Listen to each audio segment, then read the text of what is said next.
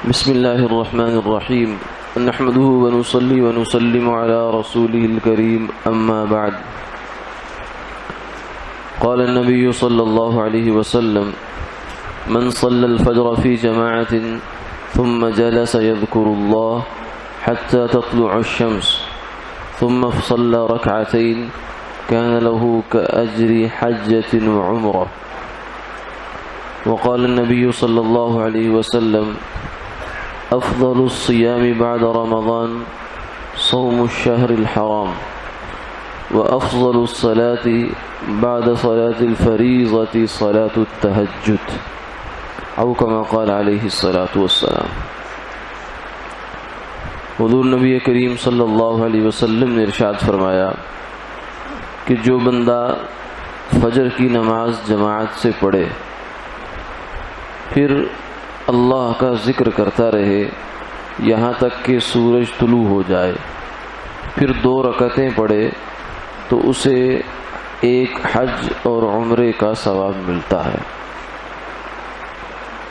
اور آپ نے یہ بھی فرمایا کہ رمضان المبارک کے روزوں کے بعد سب سے افضل روزے محرم کے ہیں، اور فرض نماز کے بعد سب سے افضل نماز تہجد کی نماز ہے.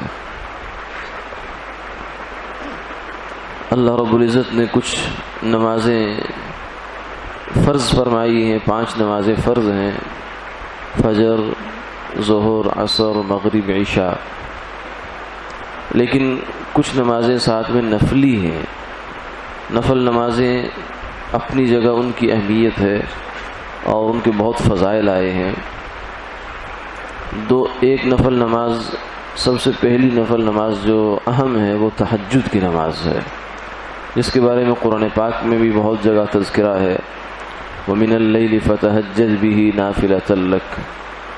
آپ صلی اللہ علیہ وسلم کو خود حکم دیا جا رہا ہے کہ آپ رات میں تہجد کی نماز پڑھا کریں. عَسَىٰ أَن يَبْعَثَكَ رَبُّكَ مَقَامًا مَحْمُودًا. اس کی بدولت اللہ آپ کو مقام محمود پر پہنچا دیں گے. امت کے لیے بھی آپ صلی اللہ علیہ وسلم نے تہجد کی نماز کی ترغیب ارشاد فرمائی ہے، اور یہ وقت اللہ کی رحمت خاصہ کے نازل ہونے کا ہوتا ہے، کیونکہ جب رات کا 2/3 حصہ گزر جاتا ہے، یعنی سورج غروب ہونے سے لے کر سحری کے وقت ختم ہونے تک، جب فجر کی اذانیں ہوتی ہیں، اس کے دوران جتنا وقت ہے یہ رات ہے. اس کے اگر 3 حصے کر لیے جائیں، 1 حصہ، 2 حصے، پھر تیسرا حصہ، تو تہجد کا جو افضل وقت، بہترین وقت ہے وہ آخری تیسرا حصہ ہے. آخری تہائی جو ہے یہ تہجد کا وقت ہے، جب بالکل فضا میں سکون ہوتا ہے اور آدمی کی طبیعت میں بھی نشاط ہوتا ہے، سکون، اطمینان ہوتا ہے. ایسے وقت میں آدمی اللہ کے حضور مصلی پر کھڑا ہو اور اللہ سے مانگ رہا ہو تو ایک عجیب سما ہوتا ہے. فرمایا کہ اس وقت میں اللہ کی جانب سے ندا لگتی ہے، هل من مستغفر اغفر له. ہے کوئی بخشش طلب کرنے والا کہ اس کو بخش دوں، ہے کوئی رزق مانگنے والا کہ اس کی جھولیاں بھر دوں. تو اس وقت کو قیمتی جاننا چاہیے. پھر دوسری نفل نماز جو ہے وہ تہجد کی رکعات 2 سے لے کر 8، کم سے کم 2 ہیں اور 8 زیادہ سے زیادہ تہجد کی رکعتیں ہیں. ویسے کوئی نفل اور زیادہ پڑھنا چاہے اس کی اپنی مرضی ہے، لیکن سرکار دو عالم صلی اللہ علیہ وسلم کا تہجد میں معمول 8 رکعت کا تھا. وطر جو ہے وہ اگر تو تہجد میں جاگنے کی امید ہو، رمضان میں تو تراویح کے ساتھ ہوں گے وطر، لیکن عام دنوں میں اگر جاگنے کی امید ہے، پکی ہے، تو وطر کو چھوڑ دے آدمی اور وہ تہجد کی نماز کے بعد اس کو پڑھ لے، یہ زیادہ افضل ہے. لیکن اگر ڈاواں ڈول ہے، یہ معلوم نہیں کہ آنکھ کھلے کہ نہ کھلے، تو پھر وطر کو عشاء کے ساتھ ہی پڑھ لینا چاہیے. اور احتیاطاً یہ کرنا چاہیے کہ سنتوں اور وطر کے درمیان 2 رکعت نفل تہجد کی نیت سے رات کو عشاء کو پڑھ لے، تو اس سے بھی انشاءاللہ امید ہے اللہ تہجد کا ثواب عطا فرما دیتے ہیں.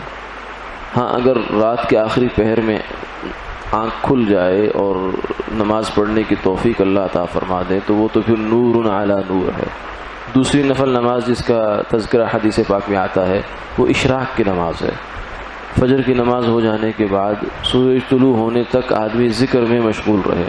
بہتر تو یہ ہے کہ اسی جگہ بیٹھا رہے، لیکن اگر مجبوری کی وجہ سے کسی تقاضے سے جگہ بدلنی بھی پڑے، آدمی اگر ذکر میں مشغول رہے، کسی دنیا کے اور دھندے میں مشغول نہ ہو، تو پھر بھی اس کو یہ فضیلت حاصل ہو جائے گی کہ کم سے کم 2 رکعتیں پڑھ لے تو اشراق کی فضیلت یعنی ایک حج اور عمرے کا ثواب اس کو مل جائے گا۔ پھر اس کے بعد ایک اگلی نماز ہے، اسے نماز چاشت کہتے ہیں۔ جب سورج میں گرمی آ جائے، سورج کی دھوپ میں تیزی آ جاتی ہے، اس وقت سے لے کر زوال کے وقت تک اس کا وقت رہتا ہے۔ اس کی بھی کم سے کم 2 رکعتیں ہیں۔ پھر ایک اور نماز جو ہے وہ صلاۃ الاوابین ہے۔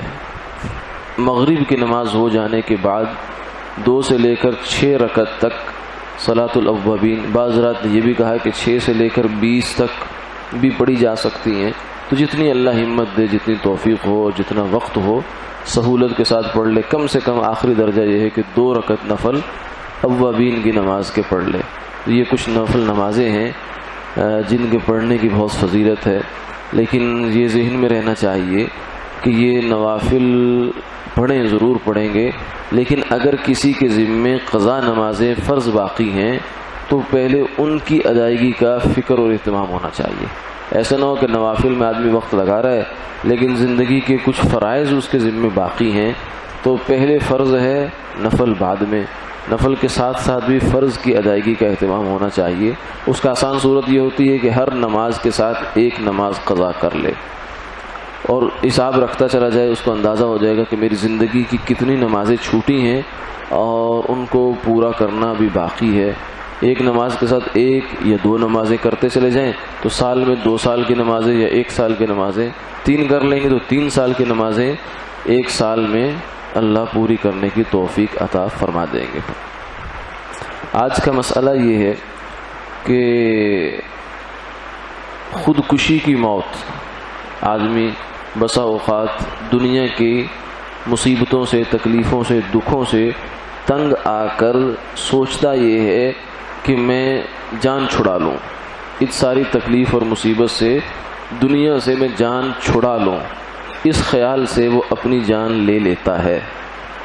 تو یہ موت حرام موت ہے اور اتنی اللہ کو ناپسند ہے، اس پر اتنا سخت عذاب ہے کہ سرکار دو عالم صلی اللہ علیہ وسلم نے فرمایا کہ جو بندہ اپنے آپ کو قتل کرتا ہے، خودکشی کرتا ہے، اس کا اللہ کے ہاں عذاب یہ ہے کہ قیامت تک، آج اگر کسی نے خودکشی کی ہے خدا نخواستہ، قیامت تک کے لیے اس کا عذاب یہی ہے کہ جس چیز سے، اگر کسی آلے سے اس نے اپنے آپ کو کاٹا ہے، گولی ماری ہے، زہر کھایا ہے یا پھندا لے کر اس نے اپنی جان گنوائی ہے، تو قیامت تک کے لیے اس کو اسی چیز کا عذاب دیا جاتا رہے گا، کہ یہی بار بار فرشتوں کو کہا جائے گا کہ اس کو بس جو اس نے اپنے لیے عذاب منتخب کیا ہے بس یہی عذاب اس کا چلاتے رہو۔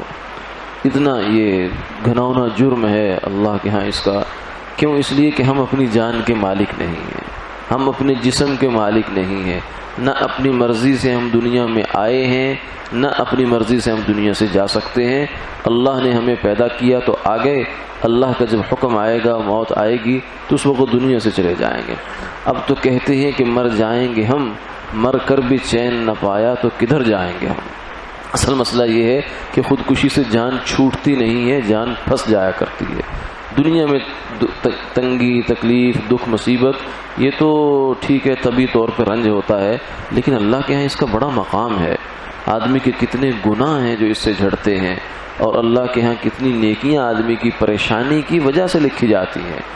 حتیٰ کہ مسلمان کی اتنی سی پریشانی کہ اگر ایک جیب میں اس نے کوئی چیز رکھی ہے اور بھولے سے دوسری جیب میں ہاتھ ڈال دیا، وہاں چیز ملی نہیں تو پریشانی ہوتی ہے، تو فوراً خیال آیا کہ نہیں اس جیب میں تو ڈالی نہیں ہے، ڈالی تو دوسری جیب میں تھی، پھر اس کو چیز مل گئی۔ بس اس کے دوران جو بیچ میں ایک تھوڑی سی ہلکی سی پریشانی آئی، یہ بھی اجر اور ثواب سے بھری ہوئی ہے۔ مسلمان کا تو ہر حال نفع سے خالی نہیں، کوئی حال نفع سے خالی نہیں ہے. اللہ نے اس کے لیے بہت بہت بہت اجر کی صورتیں رکھی ہیں.